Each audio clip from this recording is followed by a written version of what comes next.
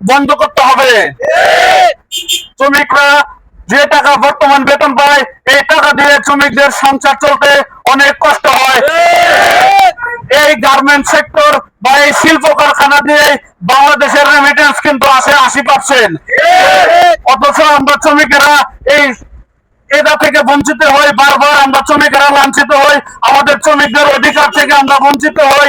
তাই শ্রম মন্ত্রণালয় এবং সরকারে যারা আছেন তাদেরকে দৃষ্টি আকর্ষণ করে বলছি, আপনারা আমাদের শ্রমিকদের অধিকার আপনারা ফিরিয়ে দেন। শ্রমিকদের অধিকার জানি আমরা শ্রমিকরা বুঝিয়ে পাই, সেই লক্ষ্যে আপনারা কাজ করেন। সর্বনিম্ন বেতন 25,000 টাকা শ্রমিকদের করা হোক, এই দাবি জানাচ্ছি। বর্তমান যেভাবে দ্রব্যমূল্যের দাম বাজারে বৃদ্ধি পাচ্ছে, আমরা চাই আমাদের শ্রমিকদের বেতন 25,000 টাকা করলে আমাদের শ্রমিকরা একটু খেয়ে করে বাঁচতে পারবে। আমাদের বাঁচার অধিকার আছে, আমরা দেশের নাগরিক।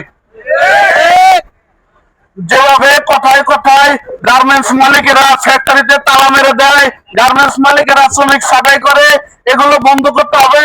এটা শ্রম মন্ত্রণালয়কে সুনজরে দেখতে হবে।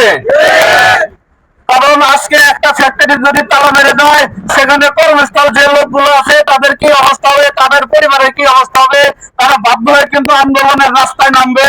তাই সরকার এবং প্রশাসন এবং শ্রম মন্ত্রণালয়কে এটা দেখতে হবে যে কোনো গার্মেন্টস মালিকেরা জানি শ্রমিকদের বিরুদ্ধে এরকম অবস্থান না নিতে পারে, গার্মেন্টস ফ্যাক্টরিতে তালা ঝুলাতে না পারে, সেদিকে দৃষ্টি রাখতে হবে। কারণ অনেক মালিকেরা আছে দেশে অস্থিরতা তৈরি করতে চায়, দেশের গার্মেন্টসের তালা মেরে দেশের একটা অরাজকতা সৃষ্টি করতে চায়। তারা হয়তো তৃতীয় কোনো স্বার্থে তারা এই কাজটা করে থাকে, এটা সরকারকে দেখতে হবে, তা না হলে এটা বৃহত্তম আকার ধারণ করবে। তাই শ্রমিকদের অধিকারের লক্ষ্যে সরকার এবং প্রশাসন শ্রম মন্ত্রণালয় যেন কাজ করে এবং আমাদের দাবি সর্বদাবি শ্রমিকদের অধিকার 25,000 টাকা যেন করা হয়। অনেক ছুটির সময় আমাদের শ্রমিকেরা কি ভর্ষণের শিকার হয় না? সরকারি ছুটি কিন্তু আমরা পাই না সেভাবে। তাই শ্রমিক আমরা বলছি সরকারের কাছে, আমাদের অবস্থা ঈদের ছুটিটা যদি সরকারে যেভাবে ছুটি দেয় সেভাবে আমরা পাই।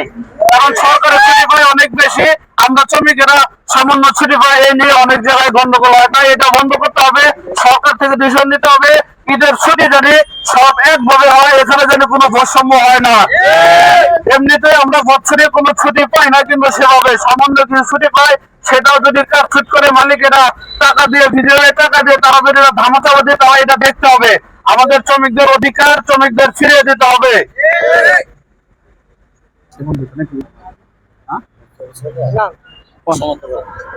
সমর্থন করে